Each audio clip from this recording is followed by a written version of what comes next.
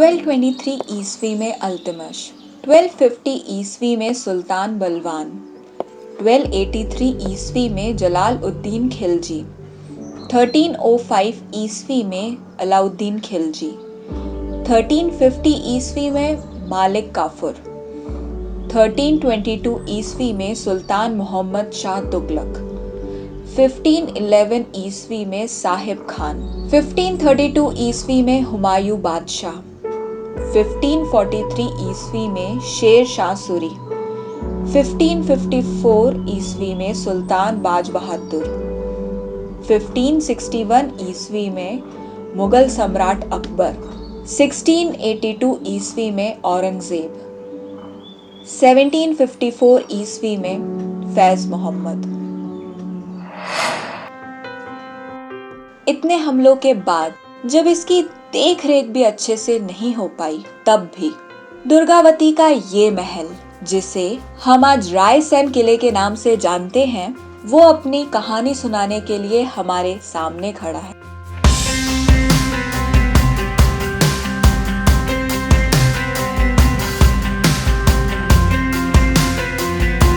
I still can't believe I'm here, you know?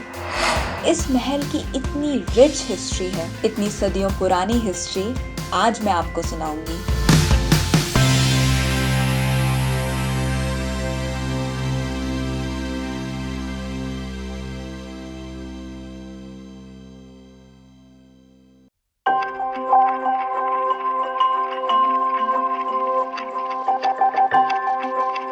Raisen में बना ये किला मध्य प्रदेश की राजधानी भोपाल से कुछ 45 किलोमीटर दूर है।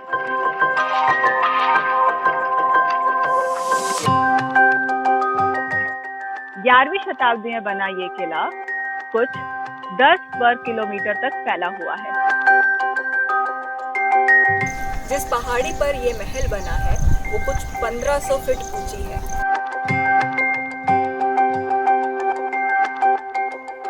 भारत में अक्सर पहाड़ की ऊंचाइयों में महल दिखाई देते हैं, जिन्हें भेदना नामुमकिन हो जाता है। वैसा ही यहाँ इस महल में शेर शाह सूरी के साथ हुआ, जब वो यहाँ के आखिरी राजा पूरनमल पर हमला करने आए। शायद इन्हीं मैदानों में शेर शाह सूरी ने इस महल की घेराबंदी की होगी। 4 महीने तक इस महल के राजा ने उन्हें यहीं रोककर रखा।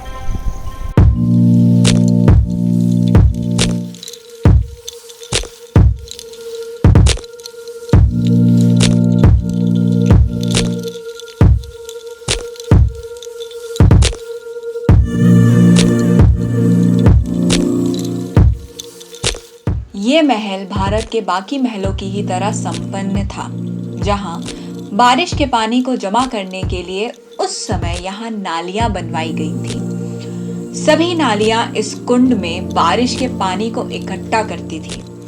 सदियों पुरानी वाटर हार्वेस्टिंग सिस्टम से तब के राजाओं की दूरदृष्टि का अंदाजा लगाया जा सकता था।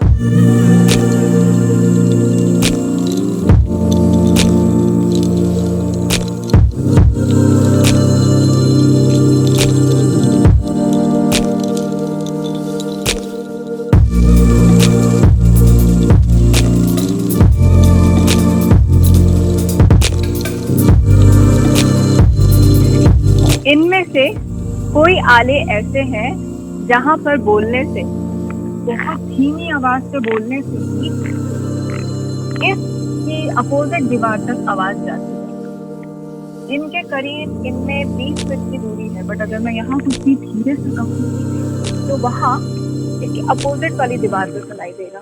है ना इंटरेस्टिंग?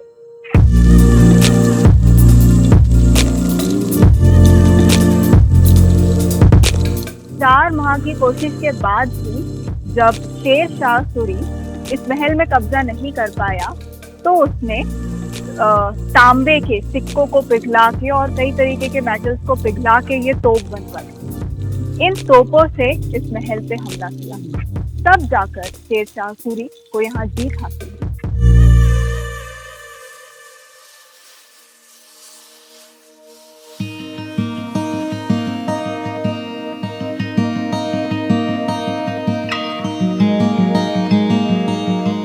सोमेश्वर महादेव के इस मंदिर को आर्कियोलॉजिस्ट ने बंद करा दिया था, पर महादेव के श्रद्धालुओं ने इस पर आंदोलन कर दिया। ये सिर्फ कोई आर्कियोलॉजिस्ट साइट नहीं, कई सदियों से ये भक्तों का एक धर्म स्थल रहा है। इस कारण उस समय के मुख्यमंत्री को स्वयं आकर इस मंदिर को खुलवाना पड़ा। उन्होंने यहाँ पूजा करी और साल में एक बार महाशिवरात्रि के दिन इस मंदिर को खुलने की परमिशन दी। महाशिवरात्रि के दिन यहाँ पर बहुत बड़ा मेला लगता है। कितना खूबसूरत लगता होगा ना वो दिन।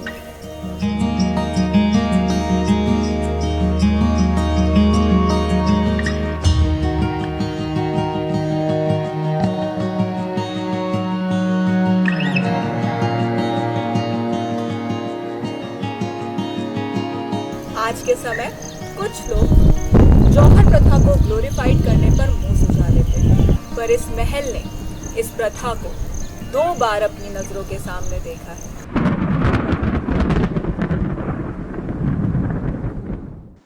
बहुत समय बीत जाने पर पूरणमल और शेर शाह सूरी के बीच समझौता हुआ, पर जैसे शेर शाह सूरी पहले भी कई राजाओं के साथ वादा तोड़ चुका था, उसने फिर वही किया। पूरणमल को इस धोखे की खबर मिली, तब इस महल ने वहां दूसरा जौहर देखा। जब पूरणमल ने स्वयं अपनी पत्नी का सर धड़ से अलग कर दिया, वही आदेश उन्होंने अपने हर सिपाही को दिए। उस दिन कई स्त्रियों का जौहर हुआ। फिर वही सिपाही युद्ध भूमि में वीरगति को प्यारे हुए। इस महल ने पहले स्त्रियों को खुद जौहर करते देखा, फिर अपने पतियों के हाथों जौहर देखा। वैसे जौहर नाम से नहीं, पर यह प्रथा दुनिया में कई जगह रही है, जहां राज्य अगर हारने की पोजीशन में आ जाए तो कैद और प्रताड़ना से बचने के लिए वहां किसी गुप्त रास्ते से चले जाते हैं, और अगर वह ना हो पाए तो कुलीन लोग खुद की जान दे देते हैं।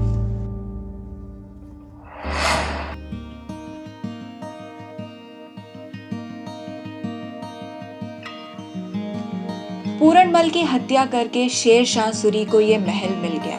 आज तो यह महल जर्जर हो गया है, फिर भी इसका ढांचा इसकी असल खूबसूरती को हमसे छुपा नहीं सकता।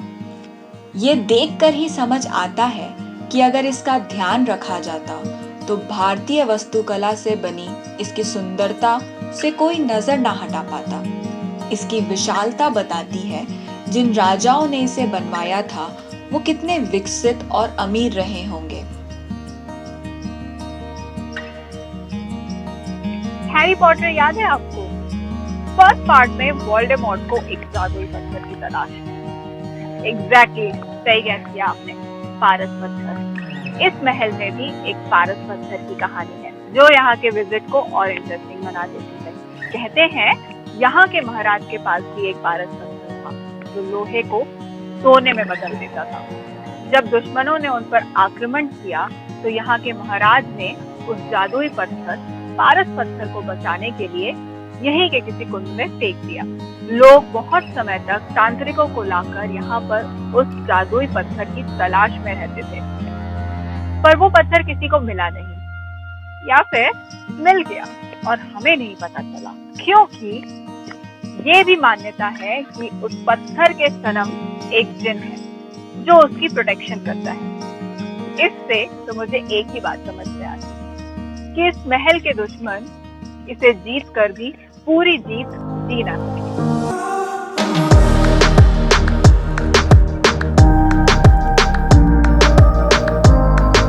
मैंने उम्मीद नहीं की थी कि यह किला इतना बड़ा होगा। जितना बड़ा ये किला है उतनी ही कहीं ज्यादा इनकी कहानियां हैं, जो सुनना, इसे सब एक्सप्लोर करना एक दिन की बात नहीं है। तो मैं यहाँ दोबारा जरूर आऊंगी।